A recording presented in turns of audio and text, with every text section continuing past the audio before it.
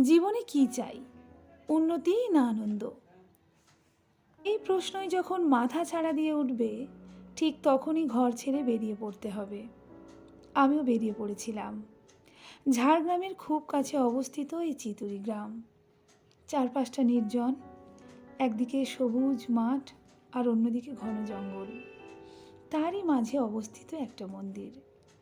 মন্দিরের সেবায়েতরা এখানে মা ও তার সন্তানদের মানে ভক্তদের ভোগ তৈরির কাজে লিপ্ত। মজার ব্যাপার এটাই, পুজো শেষের ঘণ্টা বাজতে না বাজতেই এক দঙ্গল গ্রাম্য ছেলেপুলে এসে হাজির, থালা হাতে। বড্ড ভাব জমাতে ইচ্ছে হচ্ছিল ওদের সাথে। ভাব হলো বটে, তবে সেটা স্বল্পক্ষণের। তারপর ভোগ প্রসাদ খেয়ে আবার বেরিয়ে পড়লাম। নিজেকে মনে হচ্ছিল আরণ্যক উপন্যাসের সত্যচরণ, আর এই আমার ফুলকিয়া বইহার।